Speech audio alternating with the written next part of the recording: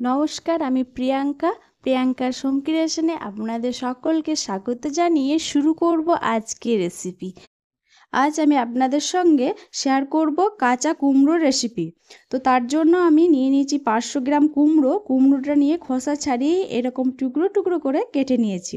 কেটে নেওয়ার পর ভালো করে ধুয়ে নিতে হবে। এবার আমি গ্যাসের ফ্লেমটা অন করে বসিয়ে দিয়েছি একটা কড়াইটা একটু ভালো করে গরম করে নিয়ে দিয়ে দিলাম সর্ষের তেল।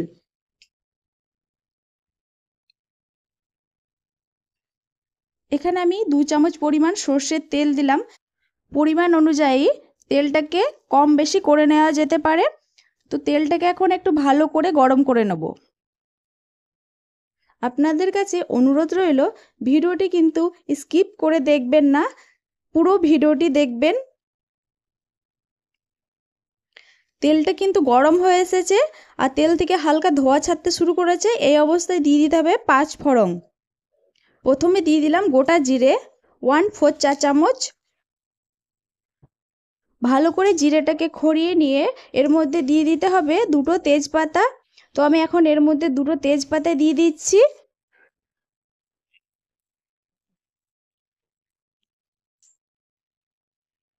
তেজপাতাটা একটু এভাবে খড়ে এলে এবার আমি দিয়ে দেব কালো জিরে 1/4 চা চামচ দিয়ে দিলাম কালো জিরে।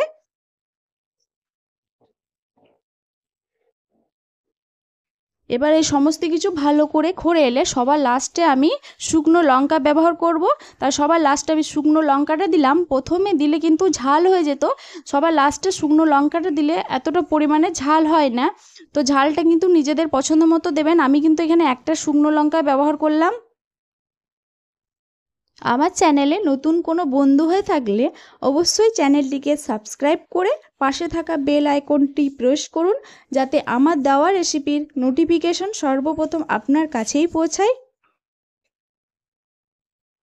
আপনারা যদি মিষ্টি কুমড়োর রেসিপি দেখতে চান তাহলে আমার ডেসক্রিপশন বক্স বা আই বাটন ফলো করুন, ওইখানে আপনারা অনেক রকমের রেসিপি দেখতে পাবেন।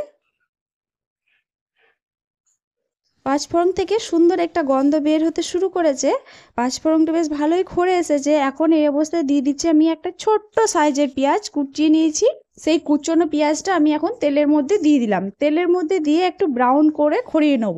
আর কুমড়োর তরকারিতে খুব একটা পেঁয়াজ রসুন লাগে না, জাস্ট হালকা করে দিলেই হয়। আবার নিরামিষও করা যায়। আমি এটা এখানে পেঁয়াজ রসুন দিয়ে বানাবো। আর পেঁয়াজটা দেখুন খড়ে এসেছে। এদিকে আমি আদা রসুন থেতো করে নিয়েছি। রসুন কিন্তু আমি জাস্ট 2-3 কোয়া দিয়েছি। আর এখানে আদাটা একটু বেশি পরিমাণে দিতে হবে কুমড়োর তরকারিতে, তাতে ফ্লেভারটা ভালো আসে। তো আদা রসুন থেতো করে নিয়েছি। তো আদা রসুন আমি পেঁয়াজের সঙ্গে দিয়ে একটু ভালো করে খুঁড়িয়ে নেব। এখানে কুমড়োর তরকারিতে কিন্তু কোনো রকমে আমি বাটা মশলা দিয়ে করব না, আমি এই থেতো মশলা দিয়েই করব। কিন্তু এই থেতো মশলা দিয়ে কুমড়োটা খেতে কিন্তু খুবই ভালো লাগে। এগুলো একটু ভালো করে নেড়ে চেড়ে খড়িয়ে নিতে হবে, যাতে রসুনের কাঁচা গন্ধটা চলে যায় আর একটা সুন্দর গন্ধ বের হয়। আর এই মশলাটা ভাজার সময় কিন্তু গ্যাসের ফ্লেমটা লোতে রেখে ভেজে নিতে হবে। হাই ফ্লেমে দিলে কিন্তু এটা পুড়ে যাবে আর এর ফ্লেভারটা এতটা ভালো আসে না। তাই লো ফ্লেমে দিয়ে এটাকে নেড়ে চেড়ে ভালো করে ভেজে নিতে হবে।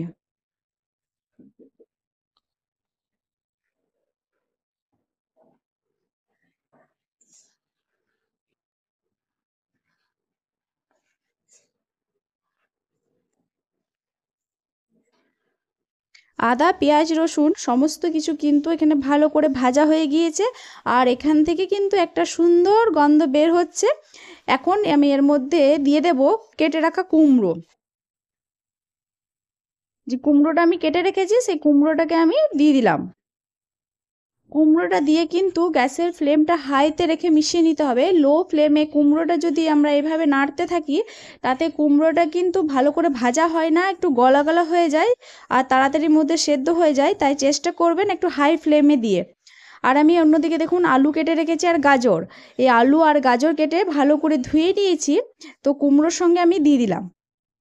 শুধু কুমড়োর টেস্ট আসে না ভালো, এর মধ্যে আলু গাজর ক্যাপসিকাম আপনাদের যে যে সবজিগুলো পছন্দ সেই সবজিগুলো এর মধ্যে দিয়ে দিতে পারেন। তো আমি এখানে গাজর আর আলু দিলাম।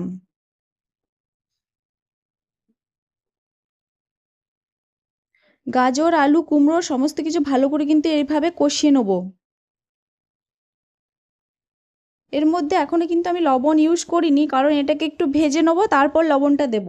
এখন যদি লবণ দেওয়া যায় তাহলে কুমড়োটা ভালো ভাজা হবে না, আর কুমড়ো থেকে কাঁচা গন্ধ বের হতে শুরু করবে। তাই কুমড়োটাকে আগে ভেজে নিয়ে তারপরেই লবণটা দিতে হবে। লবণটা দিলে তাড়াতাড়ি সেদ্ধ হয়ে যায়, কুমড়োটা ভালো ভাজা যায় না। তাই আমি আগে এটাকে ভালো করে ভেজে নেবো, তারপর আমি লবণটা ইউজ করব। তো এটা দেখুন আমার অনেকটা ভাজা হয়ে গিয়েছে। এর মধ্যে আমি দিয়ে দিলাম স্বাদ মতো লবণ।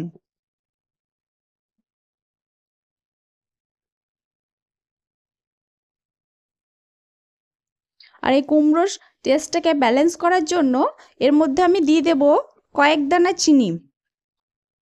সামান্য পরিমাণে আমি চিনি দিয়ে দিলাম, টেস্টটাকে ব্যালেন্স করে চিনিটা, তাই চিনিটা অবশ্যই দেওয়া দরকার। আবার অনেকে আছে যারা চিনি পছন্দ করেন না, তারা কিন্তু বা চিনি খান না কোনো রকম কারণে, শরীর অসুস্থ থাকার জন্য, তারা কিন্তু এর মধ্যে গুড় ব্যবহার করতে পারেন। তো সেটা যে কোনোই গুড় হোক না কেন, খেজুরেরও গুড় হতে পারে বা এরকম আখের গুঁড়ো হতে পারে। এবার দিয়ে দিলাম আমি হলুদ গুঁড়ো। এখানে আমি হাফ চামচ পরিমাণ হলুদ গুঁড়ো দিলাম, ছোট চামচের হাফ চামচ পরিমাণ। এবার সমস্ত কিছু ভালো করে আমি নাড়াচাড়া করে নেব। চিনিটা কিন্তু এই সময়ই দিতে হবে, তবেই কিন্তু কুমড়োর মধ্যে কালারটাও আসবে ভালো, আর খুব একটা মিষ্টিও হবে না। চিনিটা লাস্টে দিলে একটু মিষ্টি মিষ্টি হয়ে যায় খুব, তো এই সময় কয়েক দানা চিনি দিয়ে দিতে হবে। এবার আমি সমস্ত কিছু ভালো করে কষিয়ে নেব।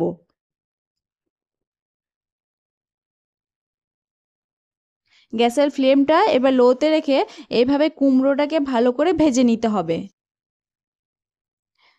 যত কুমড়োটাকে এইভাবে ভাজবেন, কুমড়োর তরকারির মধ্যে টেস্টটা কিন্তু ততই বাড়বে, বা কুমড়োর তরকারির মধ্যে স্বাদটা কিন্তু ততই বাড়বে। দেখুন এটা অনেকটা ভাজা হয়ে গিয়েছে। এবার আমি সেদ্ধর জন্য কিন্তু একটা থালা নিয়েছি, এই থালাটাকে আমি এভাবে দিয়ে ঢেকে দিচ্ছি।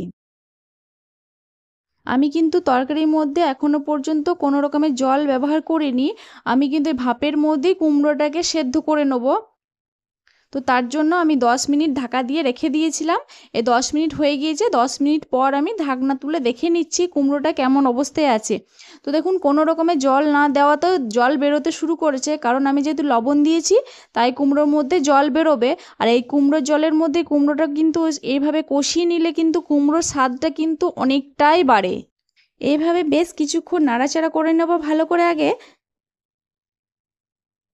আর কুমড়োটা প্রায় 50% সেদ্ধ হয়ে এসেছে। এই বাকিটাকেও আমি সেম পদ্ধতিতে আমি আবারও ঢাকা দিয়ে দিয়ে সেদ্ধ করে নেব।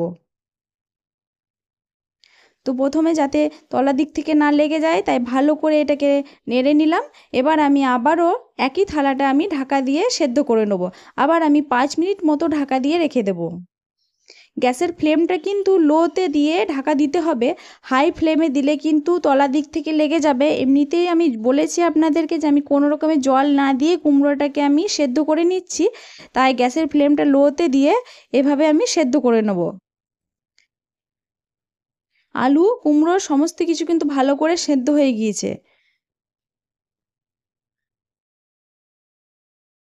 কুমড়োটা যখন এরকম প্রায় সেদ্ধ হয়ে যাবে, তখন কিন্তু এর মধ্যে দিয়ে দিতে হবে জল। তো এর মধ্যে আমি এখন 1 কাপ পরিমাণ জল দিলাম, বেশি পরিমাণ জল দিইনি, 1 কাপ পরিমাণ জল দিলাম। এর মধ্যে আমি আরও মশলা দেবো, শুধু এরকমভাবে কুমড়োটাতে মশলাটা দিলে এর ফ্লেভার আসবে না, তাই একটু জল দিলাম আমি 1 কাপ পরিমাণ। তো জল দেওয়ার পর আমি এর মধ্যে 4টা কাঁচা লঙ্কা ছড়িয়ে দিলাম। ঝালটা কিন্তু নিজেদের পছন্দের মতো দেবেন। এখানে কিন্তু আমি কাঁচা লঙ্কা গোটা দিলাম। আপনারা যদি একটু বেশি ঝাল পছন্দ করেন তাহলে কিন্তু কাঁচা লঙ্কাটা বাটাও দিতে পারেন, বা কাঁচা লঙ্কাটা চিড়ে দিতে পারেন, যেটা আপনাদের সুবিধা লাগবে।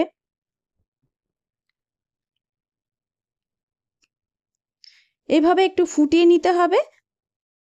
রেসিপিটি কিন্তু আমার প্রায় হয়ে গিয়েছে, কিন্তু এই কুমড়ো তরকারিটাকে আরও সুস্বাদু করার জন্য আমি কিন্তু এর মধ্যে দিয়ে দিচ্ছি ভাজা মশলা।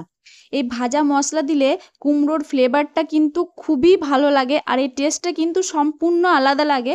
কাঁচা মশলার কুমড়ো খেয়ে আর এই মশলার কুমড়ো খেলে কিন্তু আপনার কিন্তু এটাই ভালো লাগবে যে আপনি ভাজা মশলা কুমড়োটা খেতেই পছন্দ করবেন।